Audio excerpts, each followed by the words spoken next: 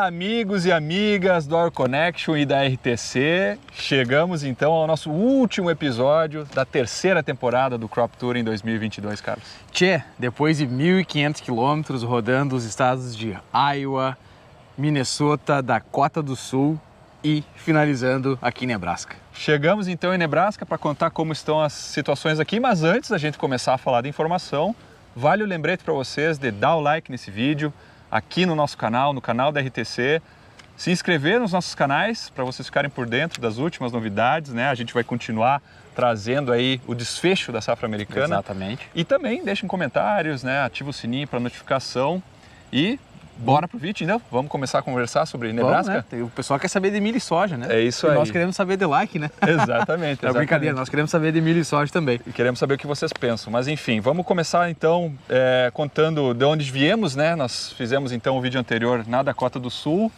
entramos então pela parte norte de Nebraska, né? Onde a gente se deparou com situações bem atípicas em Nebraska, né? Impressionante. Exatamente. Como foi um ano judiado aqui para o estado. Né, vamos contar um pouco da perspectiva de como foi o histórico desse ano, um ano que o inverno já vinha muito seco, né, ali já se tinha uma expectativa de ser um ano difícil, né, uma primavera que até as últimas semanas de abril não tinha chovido. Exato. Né, imagino que boas partes do Kansas foi também. Foi a mesma né? coisa, né? E então choveu para o pessoal plantar, só que nunca teve chuva suficiente para recarregar aquele solo, né, de água que nem costuma ser com a neve. Foi o famoso chove não molha, né? Foi o chove não molha. Então, um ano que choveu pouco, vocês nos acompanham, o monitor de seca apontou o quê? Regiões centrais e oeste de Nebraska, a gente vê regiões com cor vermelha e também vermelho escuro. O vermelho seria uma seca severa e o vermelho escuro uma seca excepcional, que seria o último nível de seca. Porém, onde nós rodamos, nós encontramos lá no norte a região da seca severa. Região crítica, né? Ou seja, é muito crítico, né? Uma coisa que não costuma acontecer na porção leste de Nebraska.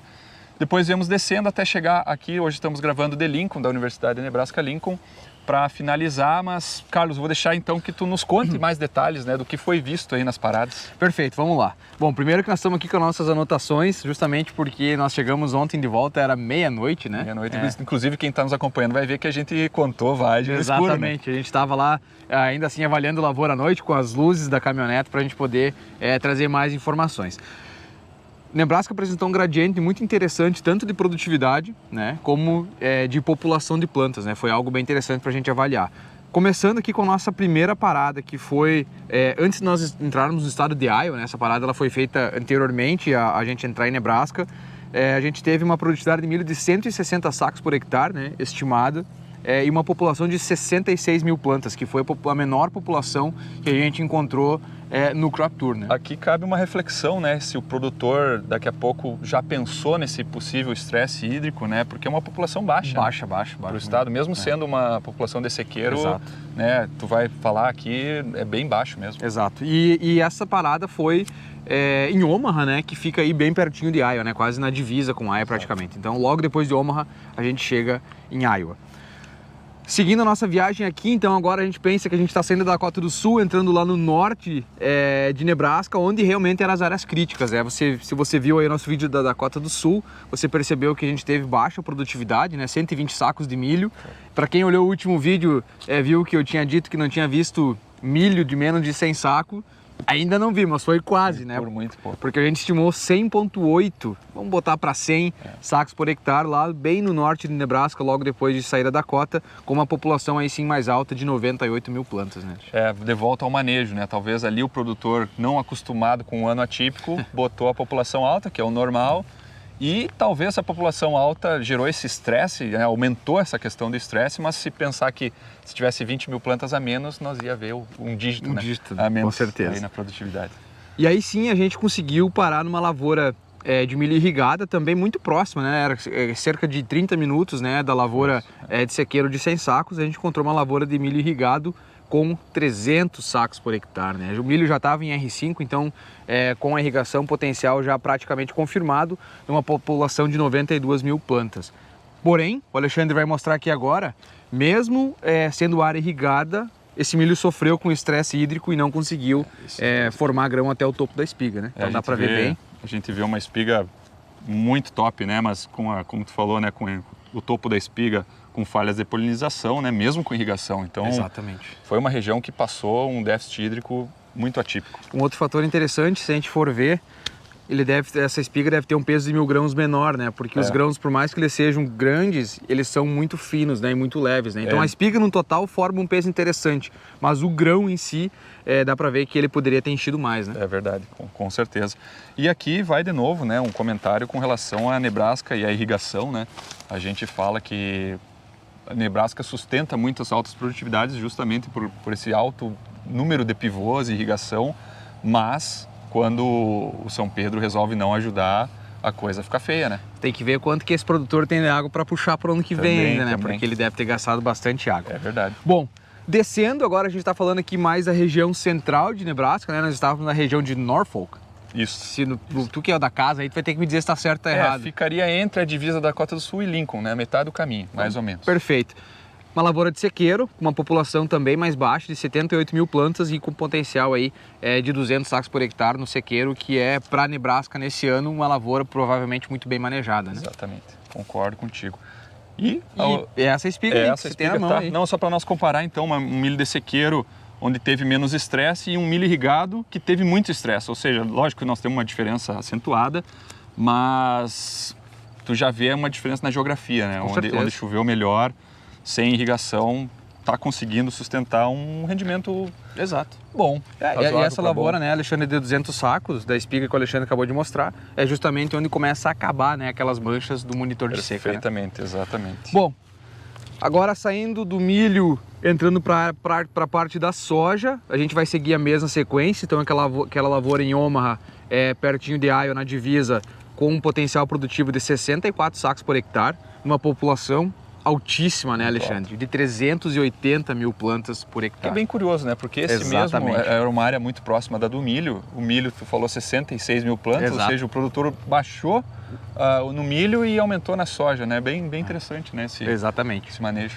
E aí agora lá, lembra de novo, saindo da Dakota, entrando no Nebraska, bem no norte, uma soja com potencial de 39 sacos por hectare, uma população de 300 mil plantas e uma curiosidade, né, com espaçamento de 40, o que não é nada comum aqui para Nebraska. A gente geralmente vê 76, né, então diferente, mas uma soja que sofreu muito. Nossa, essa aí dava tristeza de ver essa soja. E era interessante a gente falar, né, que os estados de Iowa e Nebraska, por serem grandes produtores de milho, o espaçamento da soja normalmente segue 76, né? Então por isso a gente falou da curiosidade de ser 40. Perfeitamente, isso aí. Descendo, a gente conseguiu achar uma lavoura que era cerca também de 30 a 40 minutos dessa lavoura mais ao norte de Nebraska, onde a gente tinha um pivô, para trazer para vocês a comparação da área de sequeiro, de uma área que era irrigada. Então a parte de sequeiro, lembrando aqui, era a cabeceira da lavoura, né? Onde o pivô não irrigava, com um potencial de 48 sacos por hectare, provavelmente uma lavoura bem manejada também, né? Naquelas condições, 48 sacos é algo satisfatório. Sim, ainda mais se nós pensarmos que a gente ainda estava na transição da área problemática para onde não tinha estresse, né? Nós já estava quase saindo daquela região problema de Nebraska. Exatamente. Né? Então... E aí agora, para vocês entenderem o efeito da irrigação nessa soja, né? Numa área que teve aí seca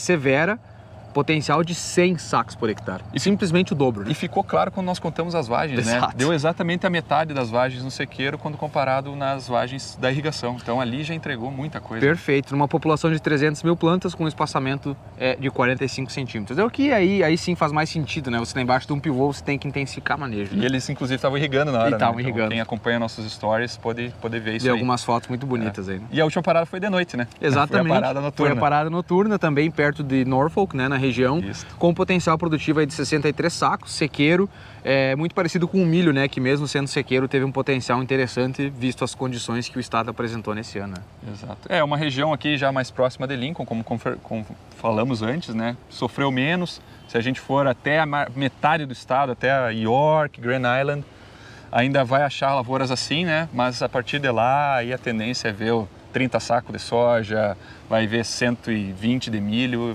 Bem diferente. Bem diferente e, bom, a gente vê da estrada, né? Deu para ver que é uma região que sofreu bastante com a seca. Bom, vamos resumir, Alexandre? Vamos. Esse nosso último tour aí, derradeiro de 2022? Vamos então. Começando, como o Carlos falou, né? A gente saiu aqui de Nebraska, Iowa, Apesar da gente ter achado problemas no norte, na média a Iowa parece que vai colher bem, né? Tá ok, Se a gente fizer uma média das áreas que paramos e conforme o leste está melhor, onde a gente não pôde ter acesso, Exato. a Iowa tende a ter um ano melhor que o ano passado ou na média, né?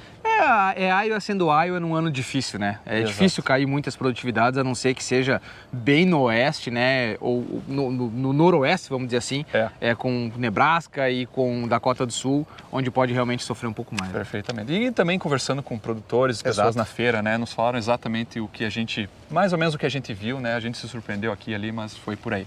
Minnesota. O que dá para nós falar de Minnesota? Ficamos mais no sul, sudoeste de Minnesota. Exato, né? acho Importante frisar isso aí. Exatamente. Acho que Iowa é interessante só para complementar, é a questão de ver várias propriedades. E aí quando a gente entrou em Minnesota, a gente percebeu menos propriedades, porém né? muito mais extensivas, né? E muito bonito, né? O Minnesota dá vontade de comprar um pedacinho de terra. Um pedacinho de terra lá, né? Botar uns cataventos. Exatamente. Também. Mas Minnesota, um potencial bem mais baixo, né? Pega um pouco do norte de Iowa, sul de Minnesota ali, a gente achou lavouras com menor potencial, apesar de serem bonitas, uniformes, mais adiantadas, né? Bem mais muito adiantadas, mais próximas de colheita, já começa a ter problemas, né? Mas é importante dizer que Minnesota, em linhas gerais, para quem nos acompanha semanalmente, está bem esse ano. Ano passado teve uma seca que não é normal para o estado, só que se a gente fosse viajar mais para o centro, leste, até partes norte de Minnesota, eu tenho certeza que a história seria diferente, conforme a Fernanda vem reportando semanalmente. Perfeito. Saindo de Minnesota, indo para Dakota do Sul, um fato interessante é que normalmente as maiores produtividades, né, as melhores lavouras na Dakota do Sul estão realmente na região sudeste do estado, né, logo quando sai ali de Minnesota. Porém, esse ano as melhores lavouras devem estar um pouquinho mais para o centro, né? Mais para o norte, até porque a Dakota do Norte choveu muito bem, né? Então é só pensar que quanto mais para o norte for a Dakota do Sul, melhor foram as precipitações. E os números de Dakota do Sul, de acordo com o USDA, estão melhores que Nebraska. Exatamente. Então, realmente as melhores áreas devem estar mais para cima, de Brookings para cima, né? Exatamente, que seria aí mais na parte central do estado, né? Então, o que a gente encontrou onde normalmente se esperam melhores produtividades foram produtividades baixíssimas, com o produtor da Dakota do Sul, sem dúvida nenhuma, naquela região, tendo grandes perdas de produtividade. Né? Perfeito. E aí, finalizando então com Nebraska, começou muito mal, né? Ali na borda, na fronteira com a Dakota do Sul, e conforme a gente foi descendo aqui em direção a Lincoln, né? Pegando essa fatia leste de Nebraska, que é para ser a melhor do estado, foi melhorando, né? Nós tivemos avanços aí importantes na produtividade, até chegarmos então aí aos números mais normais para o estado de Nebraska, entre 200 e 250. Tiramos uma lavoura ali de exceção, né? Exatamente. Com irrigação, mais uma vez mostrando a importância que a irrigação faz para o estado de Nebraska. Se não fosse irrigado, olha, aí sim poderíamos ter produções muito menores nos Estados Unidos, porque realmente a irrigação faz diferença aqui. Exatamente. Bom, esse foi o Crop Tour 2022. A gente sempre gosta aqui de agradecer a RTC, Rede Técnica Cooperativa, por colaborar conosco, né, e nos permitir fazer todo esse giro nos Estados Unidos. Aí a gente passou fácil aí dos 6.000 quilômetros, né, Alexandre? Foi, tranquilamente, aí três Crop Tours, vamos dizer assim, com muitos vídeos, muita informação, que eu tenho certeza que ajudam o pessoal aí do Brasil, nos ajuda aqui também, né, a gente aprende muito com isso, a gente desenvolveu, está melhorando a cada ano, né, nossas técnicas, a gente tem feito muitas abordagens e vamos continuar, né, se tudo der certo, ano que vem, quem sabe, né, Carlos, vamos ver aí, se o pessoal der like, se o pessoal gostar, né, a gente faz de novo. A gente volta e faz mais viagens. Muito bem, então não se esquece de se inscrever lá no canal do AgroConnection, da RTC, deixar o seu like no vídeo aí, isso é muito importante para nós, e também seguir nas nossas redes sociais, né, @oagroconnection e também Rede Técnica Cooperativa, porque nós vamos agora criar um mapa de todos esses lugares, né, que a gente passou com a prediction, né, com a nossa estimativa de produtividade para o meio oeste americano em 2022. A gente vai ficando por aqui e já sabe, stay tuned.